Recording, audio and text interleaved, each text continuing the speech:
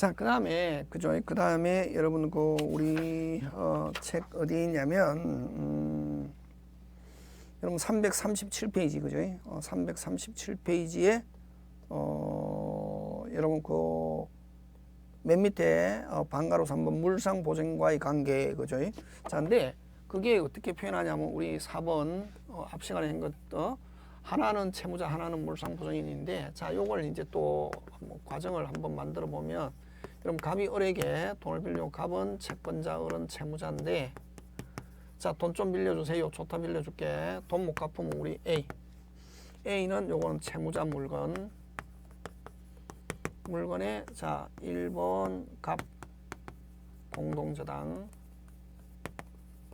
2번 병 저당권. 요런, 자, 요거는 요 저당권자는 채권자입니다. 요 병은 누구에 대한 채권자입니다. 채무자에 대한 채권자입니다. 자, 그 다음에 또 여러분 예를 들면 돈 좀 빌려, 좋다 빌려줄게, 돈 못 갚으면 해서 1번 갑 저당권 설정하고, 부족에 해서 담보물 하나 더 가져오라 해서 친구 물건에 물상보증인 목적물에, 자, 1번 갑 공동 저당, 2번 정저당권 이렇게 설정해 놨단 말이죠.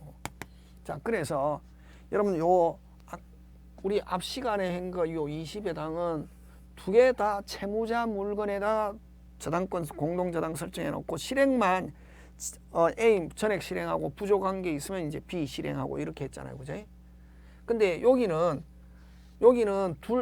동시배당이든 20회당 둘 다 채무자 물건일 때 그렇고, 모든 거 두 개 다. 근데 요 4번은 하나는 채무자, 하나는 무슨 보증인? 물상보증인 목적물을 실행해 놨을 때, 자, 여기도 이제 원칙은 이렇게 해놨을, 원칙은 채무자가 갚으면 관계없지만 채무자가 못 갚았을 때 A 물건 실행하고 부족한 게 있으면 B 이렇게 실행하죠. 그죠? 1 맞습니까? 2. 그 다음에 동시에 실행. 자, 여러분 조심해야 될 게, 여러분 둘 다 채무자 물건일 때도 동시에 실행했을 때는 경매가액의 비례인데, 요는 하나는 채무자, 하나는 물상보증은 둘 다 실행했을 때 여러분 조심해야 됩니다. 이건 경매가액의 비례가 아니고, 이런 경우에도 실행만 동시에 할 뿐이지 1번하고 똑같습니다. 누구 거? 채무자 거 전액 배당하고 부족한 게 있으면 물상보증인. 요거 2, 3. 자, 1 채무자 실행하고 부족한 게 물상보증인 동시에 실행했을 때도 실행만 동시에 할 뿐이지 2번도 가끔씩 시험 문제 나옵니다. 2번도 실행만 동시에 할 뿐이지 누구 채무자 물건에 먼저 배당받고 부족한 게 있으면 물상보증인. 3 처음부터 물상보증인 전액 실행. 요거 시험 문제 나옵니다. 자, 처음부터 전액 실행했고 전액 배당받았단 말이에요. 그럼 일단 소멸한다 이게. 그럼 여기서 제일 크게 피해를 본 사람은 누구냐 하면은 물상보증인이다. 그지? 물상보증인은 자기가 채무 없이 그냥 공동저당 친구를 위해서 설정해주고, 결국 그러면 누가 돈을 갚은 거랑 마찬가지냐면은 물상보증인이 돈 갚은 거랑 마찬가지다 말이지. 그럼 물상보증인이 돈 갚았으니까, 전액 갚았으니까, 그럼 전액 갚으면은 요 채권을 이전받는다 물상보증인이. 그럼 물상보증인이 그 채권을 다시 채무자 물건에 실행한단 말이죠. 자, 그러면 이 채무자 A, 채무자 실행했을 때는 누가 먼저 배당받냐면은, 자, 1번 무슨 보증인? 물상보증인이 배당받는다. 왜? 자기가 먼저 갚았기 때문에. 그럼 요 채권을 이전받아 가지고 물상보증인이 먼저 배당받는다. 그죠? 근데 요 정은 누구한테 돈 받을 게 있냐면은 물상보증인한테. 그래서 물상보증인이 돈 받는 거를 누가? 물상보증인 후순위 정저당권이 배당받고, 남는 게 있으면 물상보증인 하고, 그 다음에 남는 게 있으면 병저당권 이렇게 하죠.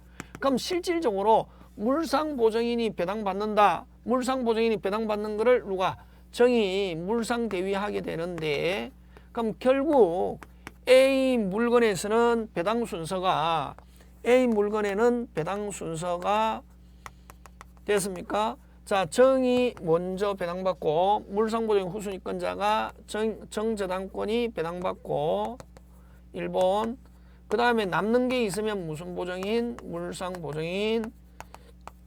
그 다음에 남는 게 있으면 병저당권 이렇게만. 근데 여러분 앞으로 만약에 이 객관식 시험 문제 다음에 할 때 연습시키겠지만 요런 만약에 채무자 아니 물상보정인 실행했을 때 물상보정인 나중에 채권자를 대위하여 채무자 물건에 실행하는데 이렇게 했을 때 채무자 후순위 병은 얼마 배당받느냐 하면 거의 대부분 돌아올 게 없다. 0원이다. 이렇게 하면 거의 맞다 이게. 지금 됐습니까? 예, 그런 것들 여러분 요거 꼭 기억해. 그래서 만약에 이렇게 물상보정인 전액 실행했을 때 물상보정인 그럼 채권을 이전받아 물상보정인 대신 갚은 거랑 마찬가지죠. 물건으로. 그럼 물상보정인이 채권을 이전받아 가지고 채무자 물건에 실행하는데 물상보정인이 공동저당권자와 같이 배당받아야 되지만 이 물상보정인한테 또 돈 받을 게 있다. 정의. 그래서 정의 먼저 정저당 물상보정인 후순위권자가 먼저 배당받고 남는 게 있으면 물상보정인 남는 게 있으면 채무자 후순위권자. 그래서 채무자 후순위권자에게는 거의 돌아올 게 있다 없다? 없다. 이렇게 생각해도 좋다 하는 거 되겠습니까? 이렇게 해서 공동저당은 끝냅니다. 끝내고 여러분이 한번 봐주시고 자, 그 다음에 이제 마지막으로 건저당으로 들어갑니다. 그래서 공동저당은 첫 번째 뜻 채권 한 개, 저당권 여러 개 물건에 여러 개 이게 한 개의 저당권 하면 틀립니다. 자, 그럼 동시배당 20엔 전부 다 채무자 물건일 때는 동시배당은 경매가액에 비례 20회당 전액 실행당한 후순위권자는 채권자를 대위하여 다른 목적물 실행할 수 있다 하는 거. 하나는 채무자 하나는 물상보정인데 자 채무자 물건 전액 실행했다 후순위 권리자 대위 이런 말 쓰면 안 됩니다. 자 근데 물상보정이 전액 실행했다 후순위 권리자는 채권자를 대위하여 채무자 물건에 실행하면 채무자 후순위권자보다 먼저 배당받는다 하는 거. 동시에 실행했을 때는 동시에 실행할 때 경매가 여기서는 동시실행 경매가액에 비례하면 안 됩니다. 채무자 전액 배당받고 부족한 게 있으면 배당받는다 하는 거. 그래서 포인트는 세 가지죠. 자, 채무자 전액 실행했다 후순위 권리자 대위 없다. 자, 물상보정 전액 실행했다 후순위 권리자 대위 있다 하는 거. 그 다음 동시에 실행했다. 실행만 동시에 할 뿐이지 채무자 목적물에서 전액 배당받고 부족한 게 있으면 물상보정인 하는 거. 그런 것들 여러분 순서 잘 기억해 두셔야 될 것 같습니다. 자, 마지막으로 건저당 들어갑니다.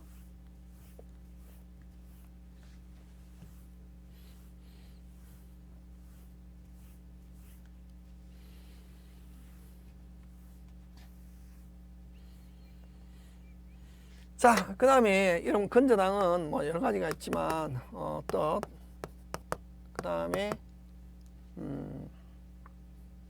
부종성이 없다. 부종성이 없고 독립의 원칙. 그 다음에 세 번째 최고액. 네 번째 최고액을 초과.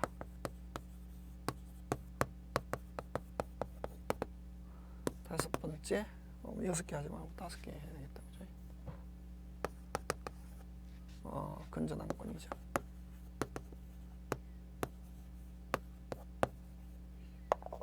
요 5개 하면 끝냅니다. 이거 말고 많습니다. 많은데 주로 그죠? 뭐 요 5개 하면은 거의 6개 해야겠다. 6개.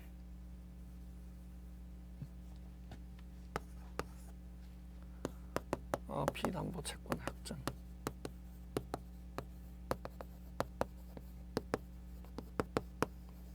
여섯 번째 건저당이죠.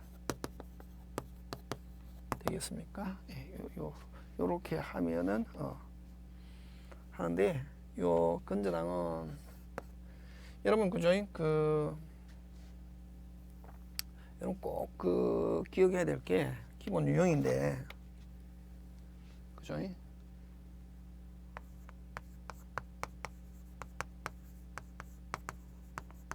좀 기본 유형 이런 거는 기억해 두셔야 됩니다. 기억해 두셔야 되고 어떤 거냐면 여러분 기본 유형은 기억해 두면 좋은데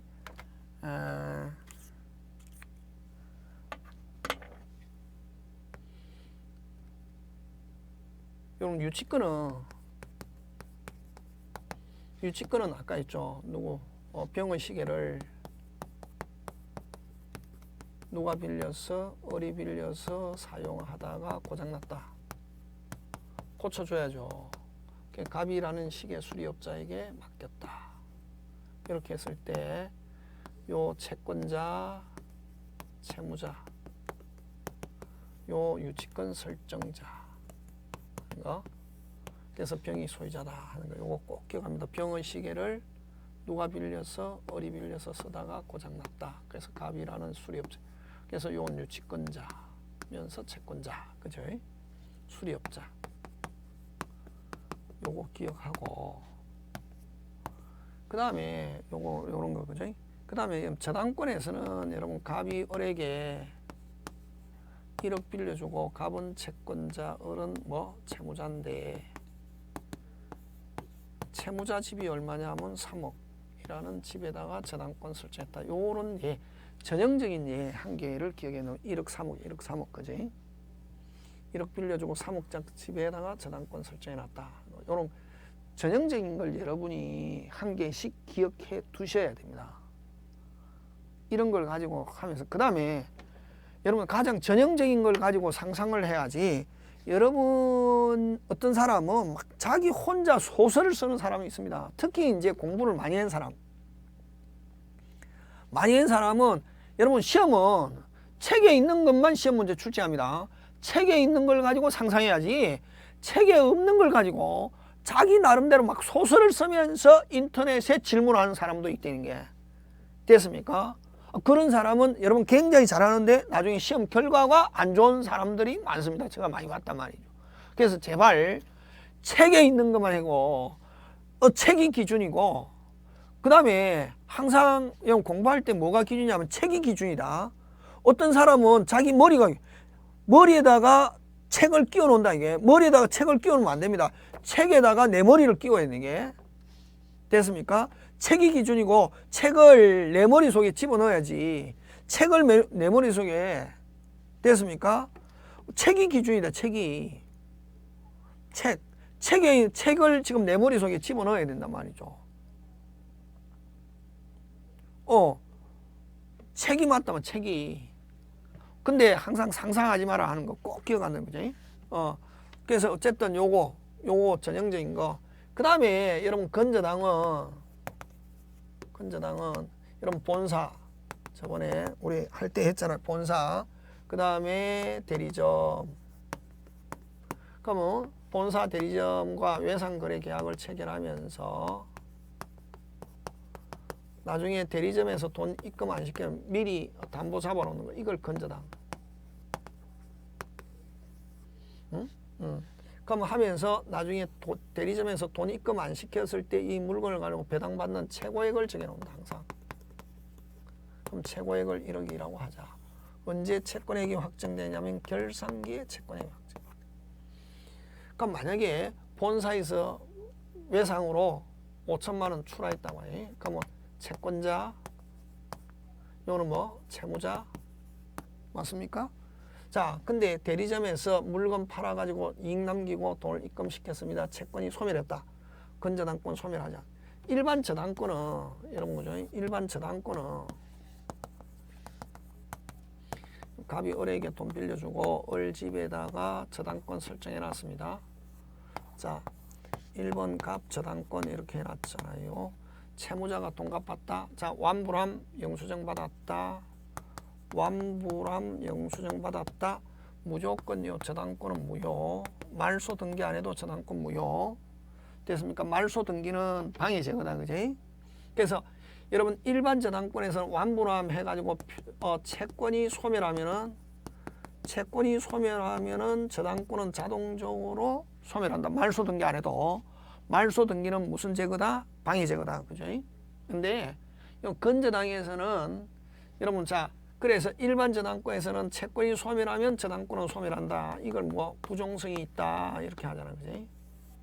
자, 근데 그래서 결국 저당권에서는 이런 채권 없이는 저당권 있을 수 없다. 저당권 지 혼자서는 독자적으로 성립할 수 없다. 이걸 독립의 원칙이 적용되지 않는다. 이렇게 한다.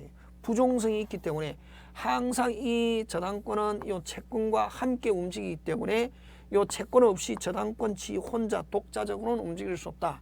그래서 항상 요 채권이 있어야 이 저당권이 있다. 채권 없이 저당권 지 혼자 독자적으로 성립할 수 있다는 게 독립의 원칙인데, 그래서 이런 부종성이 있다 보니까 독립의 원칙이 적용되지 않아. 그러나 건저당은 결산기 전에 동갑하여 채권이 소멸해도 건저당권은 소멸하지 않는다. 이게 뭐 부종성이 없다. 뭐죠? 그래서 추락합파 해가지고 결산기 전에 일시적으로 채권이 소멸해도 건저당권은 소멸하지 않는다 하는 게 부종성이 없다. 자, 그 다음에 결산기에 채권액 얼마? 모르죠. 왜? 결산기에 외상 많이 해가지고 결산기에 결국 결산기라는 것은 금액이 확정된다. 예?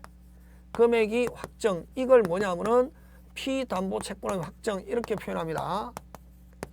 피담보 채권의 확정이라고 이렇게 표현하는데, 자, 그러면 결산기에 결산해 보니까 외상 많이 해가지고 1억을 초과했더라. 1억 3천이 나올 수도 있고 1억 이하일 수도 있고, 심지어는 미리 돈 다 갚았다 그러면 채권이 0일 수도 있다 없다? 있다 하는 거죠. 채권이 0일 수도 있다 없다? 있다 이렇게 되는 거죠.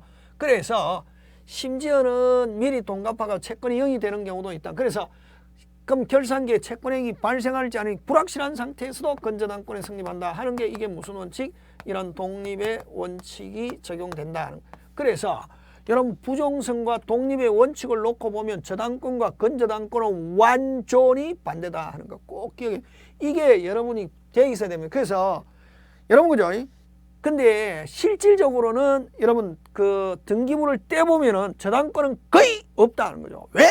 일일이 기재해야 되기 때문에. 그러나 건저당은 최고액만 기재하면 최고액 범위 안에서 담보할 수 있다는 거 되겠습니까? 그래서 여러분 우리가 일반적으로 담보를 설명할 때는 저당권을 가지고 설명하지만, 저당권은 실질적으로 설명할 때는 하지만 실제에서는 저당권 거의 없고 무슨 저당이다? 건저당이다 하는 거.